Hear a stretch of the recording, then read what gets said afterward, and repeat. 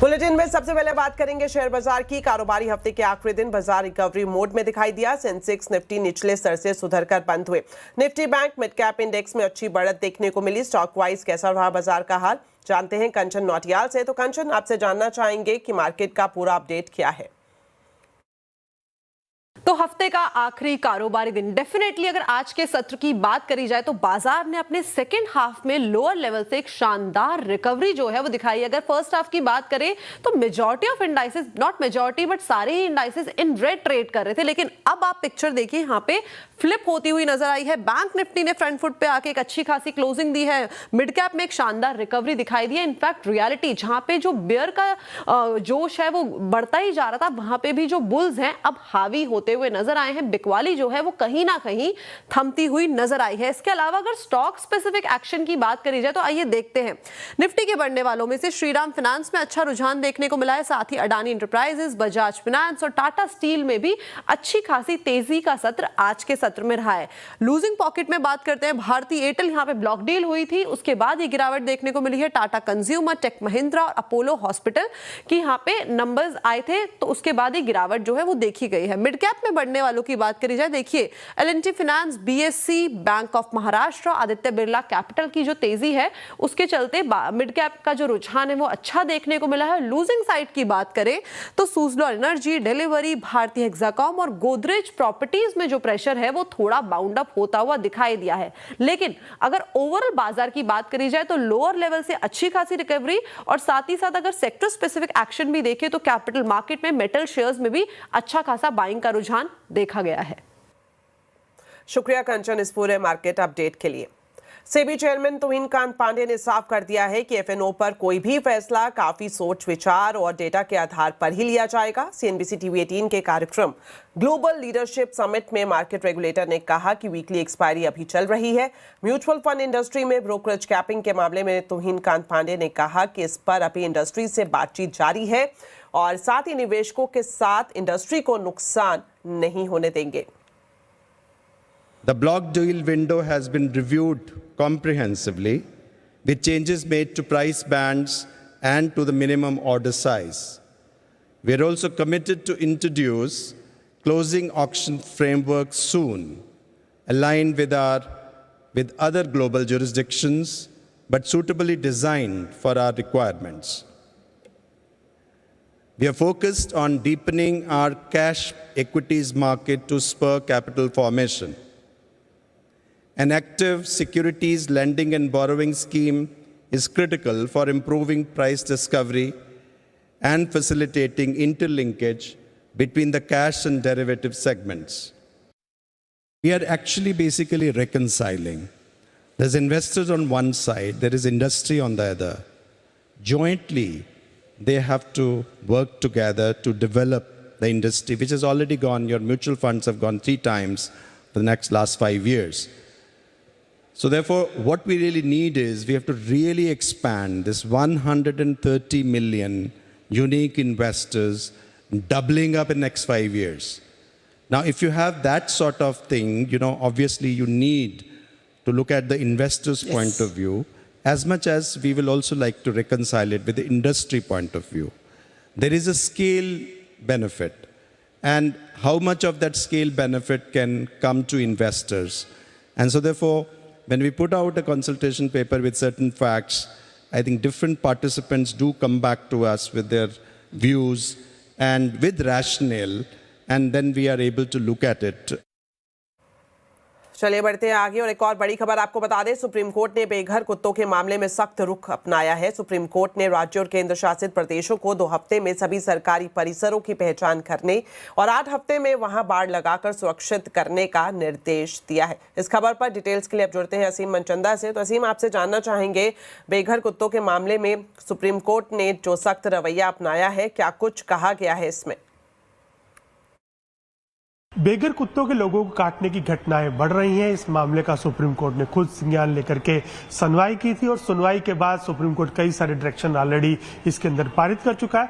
आज supreme court ने इस मामले में कई एडिशनल डायरेक्शन और दी। सुप्रीम कोर्ट ने कहा कि सभी राज्य और केंद्र सरकार ये सुनिश्चित करे कि जो रेलवे स्टेशन हैं, बस स्टैंड हैं, हॉस्पिटल्स हैं, स्कूल्स हैं या स्पोर्ट्स कॉम्प्लेक्स हैं, उनके अंदर आवारा कुत्तों की मौजूदगी ना हो। वहां पर जितने भी बेघर कुत्ते हैं उनको पकड़ करके शेल्टर होम्स के अंदर रखा जाए। सुप्रीम कोर्ट ने यह भी कहा कि जितने भी प्रोमिसेस हैं उनकी फेंसिंग करनी होगी। अगले 8 हफ्तों के अंदर ये सारे काम को मौजूद देना होगा। सुप्रीम कोर्ट ने यह भी कहा कि जो नगर पालिका है वो भी जाकर के इस पूरे की जांच करेंगी।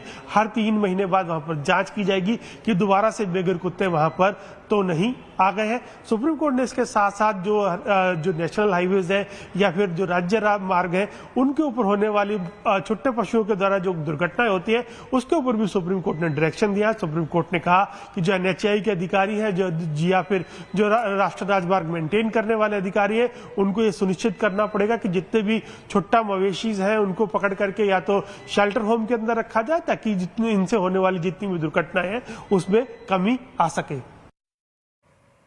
शुक्रिया असीम इस पूरी जानकारी के लिए। दिल्ली एयरपोर्ट पर एयर ट्रैफिक कंट्रोल यानी ATC में एक खराबी की वजह से सैकड़ों फ्लाइट्स में देरी हुई है। Indigo, air India, spice jet समेत सभी एयरलाइंस की फ्लाइट्स प्रभावित हुई हैं।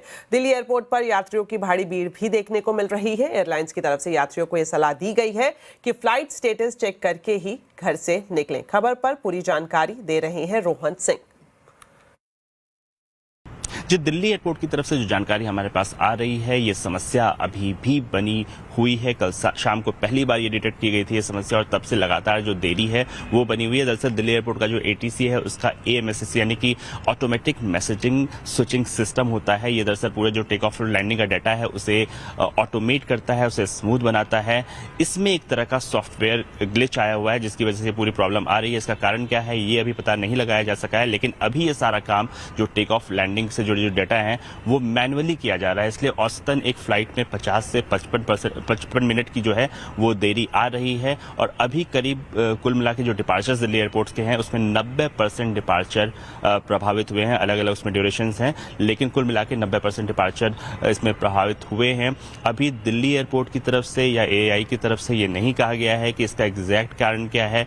क्या ये किसी तरह का मैलवेयर अटैक है जैसे कुछ यूरोप के एयरपोर्ट्स में पिछले कुछ समय में हमें देखने को मिला। इस तरह की जानकारी अभी हमारे पास नहीं है, लेकिन जैसे जैसे कारण सामने आएगा ये पता चलेगा। लेकिन फिलहाल स्थिति ये है कि लगभग 350 से ज्यादा फ्लाइट्स प्रभावित हुए हैं और अगले कुछ समय में अगर ये ठीक नहीं होता है तो इसकी संख्या को लगातार बढ़ने की संभावना जताई जा रही है। बहरहाल जो तमाम एयरलाइंस हैं, चाहे वो इंडिगो हो या एयर इंडिया हो या स्पाइस जेट हो, इन सभी ने एडवाइजरी जारी की है और कहा है कि जो यात्री जब अपनी फ्लाइट के लिए घर से बाहर निकले तो एक बार फ्लाइट स्टेटस जरूर पता कर लें, कितनी देर है ये पता कर लें और उससे पहले एयरपोर्ट आने से बचें। ना तो करोड़ों रुपए खर्च होकर बना स्मॉग टावर कुछ कर सका और ना ही क्लाउड सीडिंग से बरसात हुई। जी हां, दिल्ली में प्रदूषण के खिलाफ एक्शन प्लान का असर अभी भी जमीन पर नहीं दिख रहा है। दिल्ली में बढ़ते प्रदूषण की वजह से एयर क्वालिटी इंडेक्स अभी भी बेहद खराब श्रेणी में बना हुआ है। दिल्ली में प्रदूषण के खिलाफ एक्शन की जमीनी हकीकत क्या है, बता रहे हैं रोहन सिंह। दिल्ली में प्रदूषण से निपटने के लिए किए जा रहे वायदों और सच्चाई के बीच का अंतर क्या है ये समझना है तो इसका एक जीता जागता उदाहरण है ये स्मॉग टावर। सीपी के बिल्कुल पास ये स्मॉग टावर बना है और जब ये बनाया गया था 2021 में तब ये दावा किया गया था कि इससे जो आसपास की हवा है ये पूरी तरह से साफ हो जाएगी। करीब 1 किलोमीटर के रेडियस में प्रदूषण कम होगा और 100 मीटर के रेडियस में तो करीब 70 से 80% तक जो पॉल्यूशन है उसको कम करने की बात कही गई थी। कुल मिला के जो खर्च आया था इसे बनाने पे वो था 23 करोड़ रुपए और जिसका जो एनुअल मेंटेनेंस है ये लगभग 2.5 से 3 करोड़ रुपए का है। लेकिन 4 साल के बाद स्थिति ये है कि ये पूरी तरह से बंद पड़ा हुआ है। यहाँ आप देख सकते हैं ताले लटके हुए हैं, इनमें से कोई भी फैन काम नहीं कर रहा है और करोड़ों रुपए जो खर्च किए गए थे दिल्ली प्रदूषण से निपटने के नाम पर वो पूरी तरह से एक तरह से बर्बाद होते हुए नजर आ रहे हैं। ना तो इसके मेंटेनेंस पे कोई ध्यान दिया जा रहा है और ना ही इसको रीस्टार्ट करने की कोई योजना है। ITO जहां पे इस वक्त मैं खड़ा हूं औसत AQI लगभग 344 और सिर्फ यही नहीं जो बाकी पॉल्यूटेंट्स है PM 2.5 हो PM 10 हो या जो बाकी पॉल्यूटेंट्स है उनकी संख्या भी हवा में काफी ज्यादा घुली हुई है, यानी कि हवा इस वक्त यहाँ की जहरीली बनी हुई है। पिछले कुछ समय में दिल्ली में बहुत कोशिशें की गई पॉल्यूशन पे कंट्रोल करने के लिए, कई सारे वायदे किए गए और जो सबसे रिसेंट था वो था क्लाउड सीडिंग और आर्टिफिशियल रेन की कोशिश। कुल मिला के इस प्रोजेक्ट का खर्च लगभग 34 करोड़ है, जिसमें कि इनिशियल ट्रायल्स में लगभग 3.25 करोड़ का खर्च आया था। लेकिन उसके बावजूद ना तो दिल्ली में किसी तरह की बारिश हुई और ना ही पॉल्यूशन में कटौती हुई। ऐसे कई सारी कोशिशें हैं जो पिछले कुछ समय में दिल्ली सरकार की तरफ से की गई है, लेकिन नतीजा कुछ नहीं हुआ। नतीजा यही है कि अभी भी दिल्ली की जो हवा है वो बहुत ही टॉक्सिक बनी हुई है।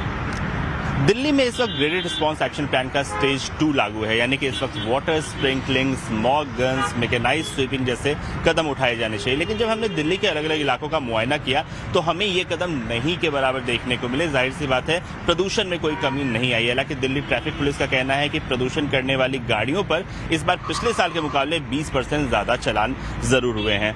दिल्ली के बजट में इस साल 300 करोड़ सिर्फ प्रदूषण कंट्रोल के नाम पर रखे गए थे, लेकिन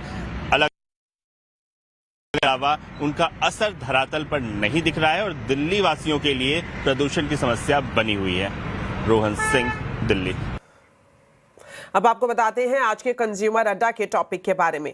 आज नेशनल कैंसर अवेयरनेस डे है। भारत में जागरूकता बढ़ने से कैंसर के करीब आधे मामलों में इलाज आसान हो जाएगा, लोगों की जान भी बचेगी। एक नागरिक के तौर पर हमारी क्या जिम्मेदारी है, जानने के लिए जरूर देखिए आज का कंज्यूमर अड्डा शाम 5:57 पर। कैंसर जल्दी पहचान, बचेगी जान।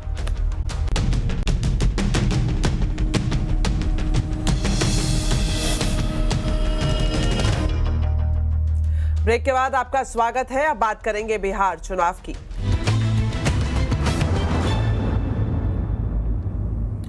बिहार के दूसरे चरण के चुनाव के लिए धुआंधार प्रचार जारी है। चुनावी रैली में आज प्रधानमंत्री नरेंद्र मोदी ने फिर से आरजेडी पर कट्टा कल्चर का आरोप लगाया। प्रधानमंत्री मोदी ने कहा कि कट्टा कल्चर को बढ़ावा देने वाले लोग नौकरी के बदले जमीन लिखवा लेते हैं।